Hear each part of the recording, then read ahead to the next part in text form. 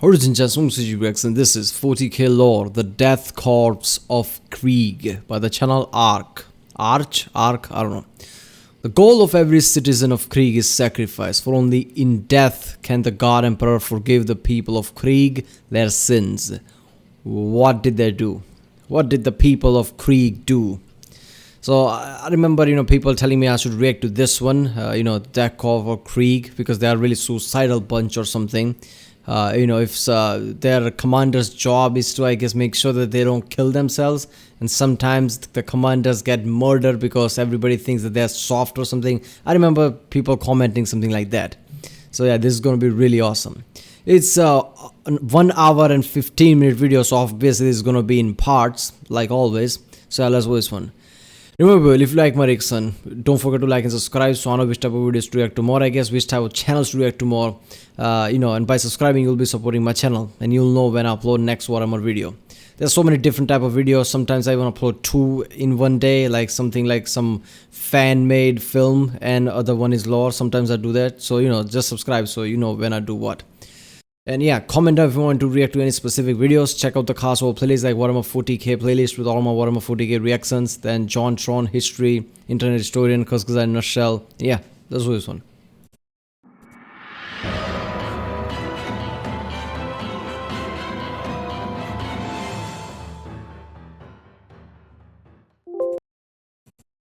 Greetings and salutations, friends, and welcome to the first video in the Siege of Vrax lore series. We will begin, of course, with the most anticipated video in the series, that on the Death Korps of Krieg. Much has, of course, been made about these rather famous fighters and their dour attitude, their willingness to sacrifice, and, of course, the fact that their world is an absolute hellhole, on a scale that is rare even within the Imperium of Man. But did you know that once Krieg was a veritable paradise world? It was rich from wide-spanning trade, export, and produce. And whilst it lacked the natural beauty of a true paradise world, being of course a hive world, it was prosperous. Its citizens were about as happy as any imperial citizen of a high world had any right to be.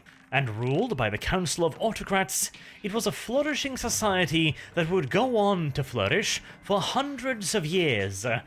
Until finally, the ruling class decided that since they were doing such a damn good job of governing Krieg, that they deserved a little extra. After all, every few years they had to offer up significant percentages of their total produce, their wealth and industrious resources to the wider Imperium. An Imperium that barely even knew that Krieg existed. They're gonna go against the Imperium. When was the last time that the wider Imperium did anything for Krieg, eh? When was the last time that it had done something for the Council? Why should the Council of Autarchs, the very reason why the planet was doing so well, have to suffer these deprivations at the hand of an Imperium that hardly even cares? And due to these extortionist tithes, many of the planet's ruling elites had to languish in a mere 2 or 3 palaces. Surely, they reasoned, that if only Krieg's resources was left to Krieg alone, as was only right and proper, they could make everything so much better. Now, of course, the Council was well aware that some of the more narrow-minded people on the planet might view such ideas as downright treasonous, which was, of course, a blatantly ridiculous idea. It was, of course, the Imperium that had betrayed Krieg, not the other way around. Alright, I understand what the scenes, they talk about. So yeah, I guess autocrats and people who basically run the Krieg, basically, got over their head and just decided to not help, Imperium, and did it in a delusional way that lots of people have, which I kind of get pissed off over. Lots of people delude themselves into reasoning and thinking that they are right and justified in do so without making any sense. Like, first of all, in this, people of Krieg, surely all of our resources must be with us. I mean, that's just fair. What do you mean by fair? You're part of the Empire, Imperium, and they require your resources. That's how empires work. If you don't do that, you become a traitor. Then Imperium can clamp down on you. And it's a fucking Imperium, right? One of the most powerful thing that is. How the fuck Krieg is gonna go against the entire Imperium with all those space marines and soldiers? So how does that? This is what we call, when wealth becomes too much, that even somebody with a 2 brain cell, right? Even 2 brain cell becomes way too stupid. Like they have no mind at all. Even smart people become so stupid because of shit like this. That's what money does. Nevertheless, for the time being at least, plans would have to be laid in secret until Krieg was ready to redress this injustice placed upon it by the extortionist tactics of a tyrannical empire. And the It is a Autarch tyrannical Council had empire. been in charge for a very, very long time, so once they decided they were going to secede from this tyrannical empire, it didn't take long before their plans came to fruition. Having seized control of most of the governmental organizations of Krieg, along with the various governors of the Hive cities and most of the planet's PDF and Imperial Guard regiments, it looked as if their coup had not only succeeded, they had succeeded beyond their wildest expectations.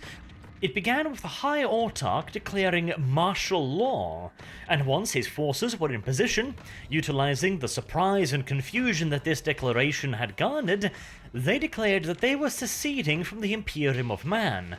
At this point, the Council's loyalists were already in control of the vast majority of Krieg's infrastructure and military. Loyalist forces had been placed around those Imperial Guard forces whose loyalties could not be guaranteed. There was resistance, but it was confused, unorganized, scattered, and in most cases already surrounded.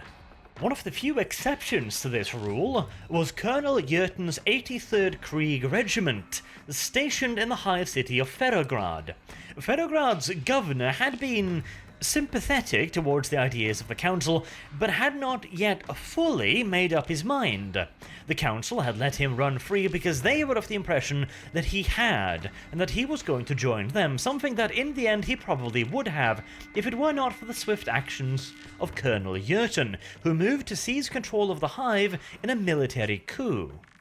Ferrograd subsequently became the focus point for the remaining Imperial Loyalist forces on Krieg, of which there were depressingly few.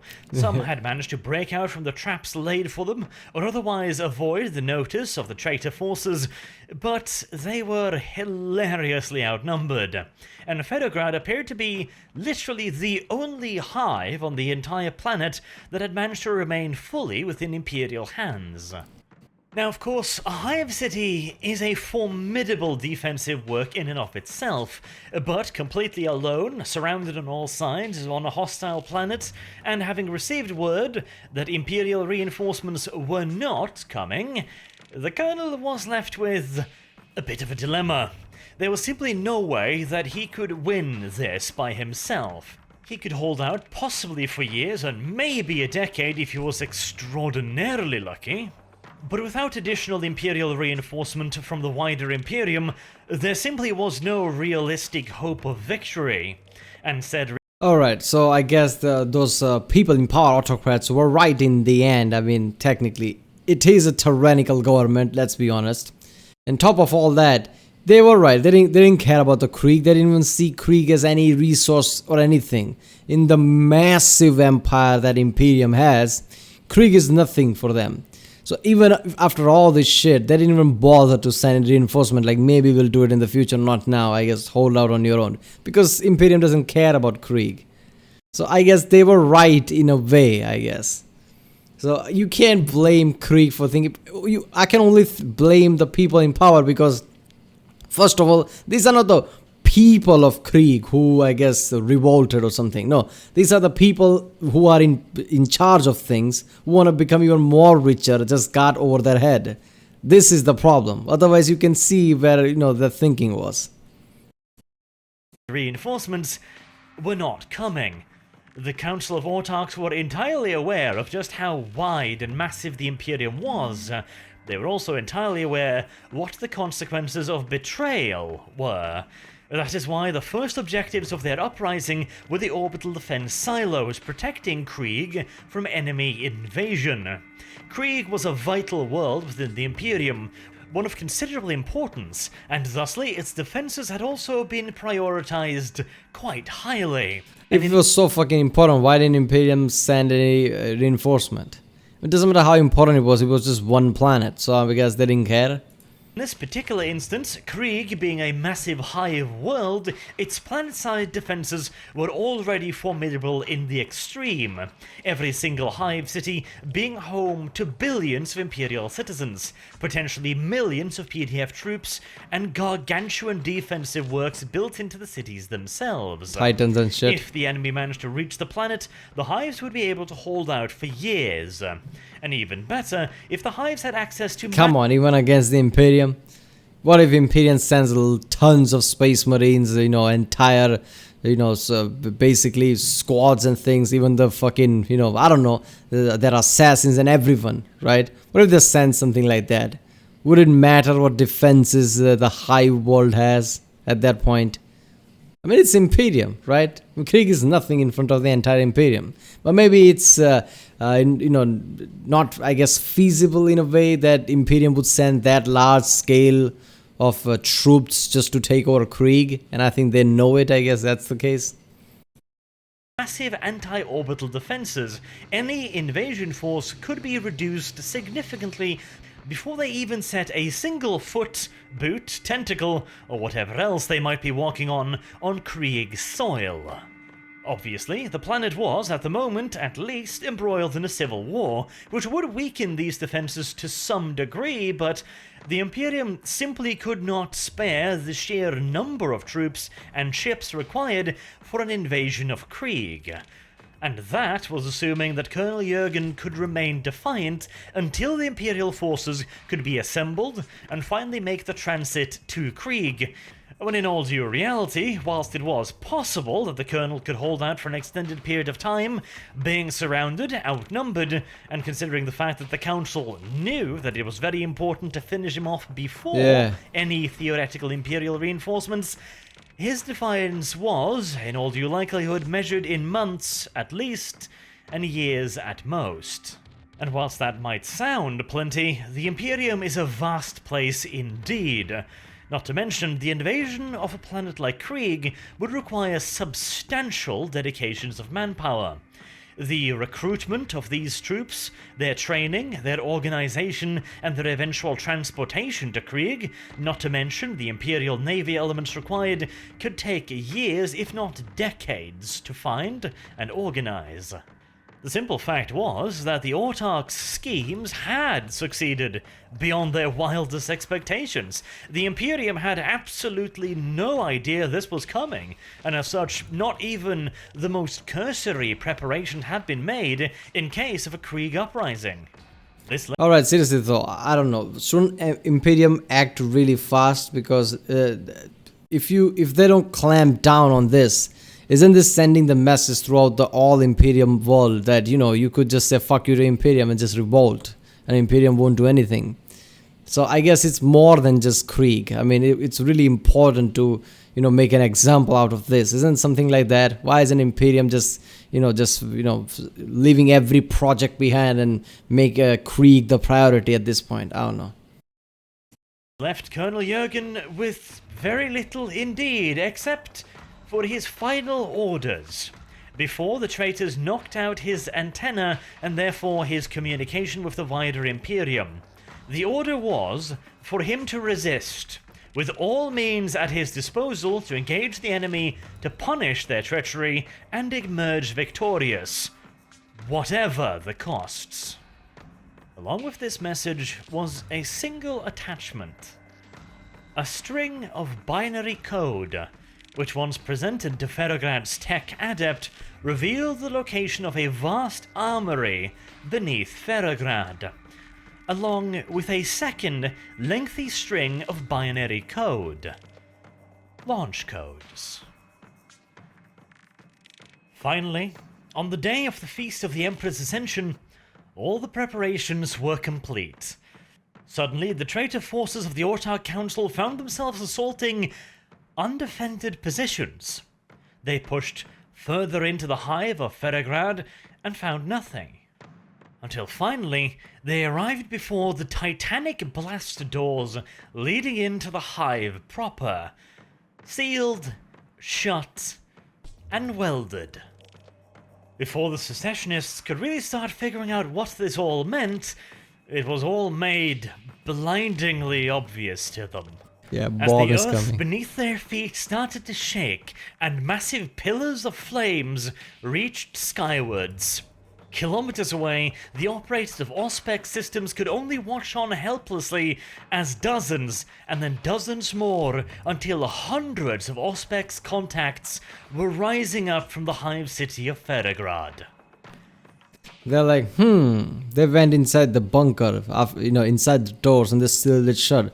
What could it mean? What could it be? And the shadow suddenly grows like, fuck. It turned out that the hive city of Ferograd had been chosen to store vast quantities of Dark Age of technology weaponry, of the nuclear kind, and of a wide variety of flavors as well. Some of the weapons were designed to explode in the upper atmosphere, scattering nuclear radiation across the entire planet. Others were designed to land on major secessionist hive cities and take care of them in a somewhat more conventional fashion. The result was that first the planet was ravaged by hellish nuclear firestorms, and when those subsided, the planet was then covered in nuclear winter. And who doesn't love a good old-fashioned radioactive snowball? Now, of course. Oh, sorry.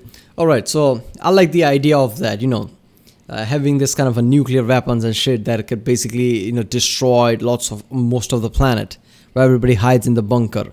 This feels very Switzerland-ish, I guess, how Switzerland operated for years, basically, during the World Wars. Nobody bothered to invade Switzerland, not just because of the geographical location, because how the people were and how their mentalities were. They created lots of booby traps, mines and shit, and created lots of bunkers wherever, any time that they think invasion is coming, they would just run towards the bunker, basically at the defensive position, with the mines and everything, ready to blow up bridges and shit. They are like, we will fucking destroy this country before giving up, something like that. So nobody bothered to invade them. This is similar to that. So if orcs invade, they could just run into the bunkers and fucking launch the nukes everywhere. Same thing with the Tyrannids or any other, I guess, Xenos people, I guess. So, this is really badass, because normally if Tyranids attacks is usually game over. Same thing with the orcs if they attack in large numbers. This way, I mean, the planet could survive for a long time. Basically humans on the planet could survive for a long time. Of course, there is really only so much you can do to prepare yourself for a literal nuclear apocalypse, but the citizens of Ferograd, those deemed necessary to the continued survival of the Imperial Loyalist population, and of course its defenders, had done what they could to prepare themselves for the nuclear fallout they were about to unleash. The secessionists, however, well, they didn't even know the weapons were there. And as such, their preparations were less than entirely adequate. Now, of course, once again, I must mention that hive cities are designed to survive pretty much anything, but only if they're given enough actual notice to prepare for said eventuality. A direct nuclear strike, well, while survivable, it was certainly going to strip off quite a bit of ablative protection, not to mention a few thousand hab blocks. In the same manner, Krieg's PDF and secessionist regiments were relatively well prepared. Relatively well prepared in that they were fairly well equipped, and nuclear eventuality were amongst the list of things they were potentially prepared to deal with, but with virtually no warning, well, again, the mere fact that they could have been prepared does very little for the fact that they were not prepared. Once the, in this case, literal firestorm had died down and the nuclear dust had begun to settle, The Secessionists were not done for. They had not been destroyed as some had hoped, but it had certainly leveled the playing field. As it now stood, the Loyalists possessed millions, possibly as much as 1 billion or 2 civilians, which could eventually, of course, be turned into yet more meat for the grinder, and an unnumbered quantity of Imperial Guard regiments, probably stretching into a couple million as well. That's not far-fetched to think than, how World War II was in real world, basically. Citizens were conscripted and literally shoved in as a, basically meat grinder in lots of places just to die. Even in World War I, in the trenches, that was the case. So it is not far-fetched to think that that would be the case in the 40k, I guess, lore. The Secessionists still held a considerable military advantage, but they now found themselves fighting in an irradiated wasteland. This meant that they would have to deal with actually surviving first and fighting a war second, whilst the surviving Loyalists found themselves with no such impediments. After the Loyalists launched a major campaign of counterattack, the two sides eventually settled into a long and protracted stalemate. The situation in which both parties now found themselves, that of fighting amidst an irradiated hellhole of a landscape, meant that there weren't actually too many areas of the planet that could actually sustain extended combat. What was the point of this, though? First of all, the Loyalist or whatever, the people who turned traitor against the Imperium, they were drowning in riches, basically, and they wanted more, so they just got greedy and said fuck you to Imperium. But now, after the bombs fell, their planet is basically a wasteland.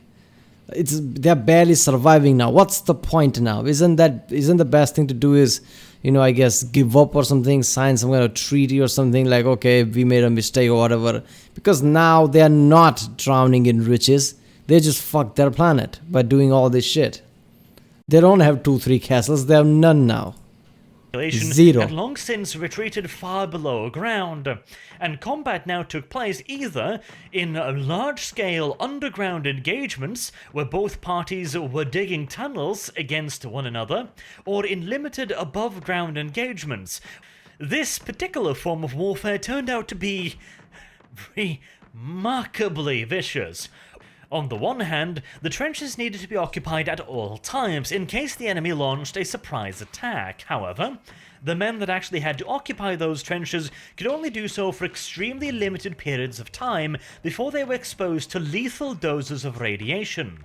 This meant that the men on the surface would have to constantly be cycled in and out to at the very least extend their lifespan. Don't get me wrong, once they were deployed on the surface, their life was a finite resource, something that would come to greatly colour the nature of Krieg's warfare, but at the very least, the resources that was their lives could be spent as slowly and grudgingly as possible. A second side effect of this very limited operational time was that any offensive had to be planned to be absolutely gargantuan. Once large numbers of forces were dedicated to a surface conflict, they had to gain some ground. Every available man had to be thrown against the objective in literal human wave-style warfare to assure that at least something was gained from the expenditure of their lives. But again, considering the fact that the vast majority of men committed to such an action were essentially already dead men walking once their names were called, it meant that the war was a slow one indeed. The casualty numbers apocalyptic. It became all-out warfare, with every man, woman and child dedicated to nothing but the eventual end of the conflict, which would finally arrive 500 years after the ruling Council of Autarchs turned their back upon the Imperium. And as for that very Imperium, they had turned their back on Krieg in return. It turns 500 years, goddamn. out that the Council of Autarchs weren't entirely mistaken. Once Krieg was turned into a radioactive hellhole, the wider Imperium simply had no use for them.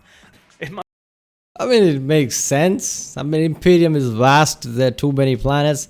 if they destroy their planet, they're like, why would we waste time doing whatever with you? We have much bigger concerns now. Certain orcs are attacking important planets right now. There are Tyranids attacking too. Apparently, there are other issues that we need to think about. Necrons could be rising. I don't know. There's many issues right now. Chaos might be plotting something. Why would we waste our time into some, wasteland of a planet? Might sound cynical, it might sound monstrous indeed, but the simple fact was that the benefits of reclaiming Krieg were dwarfed by the costs of doing so. And as you can probably imagine, after 500 years, it gave us quite a shock to the Imperium when they were contacted from Krieg, a planet that they had long since written off as a death world at absolute best, and in all due likelihood simply just a dead planet. And whilst of course the same I don't know why that feels funny to me. It's like, oh, okay, so people of Krieg revolted. They just, they just want everything for themselves. Oh, wait a minute, our Imperium forces are there, still fighting back. Okay, it's been years now. You know what? They just destroy the planet. Okay, fuck it, just write it off. It's not worth it. Nothing is worth it. Forget about the Krieg. They moved on, done a lot of shit. After 500 years, they hear something from the Krieg. Like, what the fuck? What is this? You're still fighting? You're still taking this seriously? I didn't even know you were alive. And the people who are basically there, from the Imperium, who's fighting back is like, man, 500 years we've been fighting. You didn't even know we exist? You didn't even care about us, man? Come on. Savior of Krieg, and amusingly enough, its destroyer, Colonel Jurgen, was long since dead.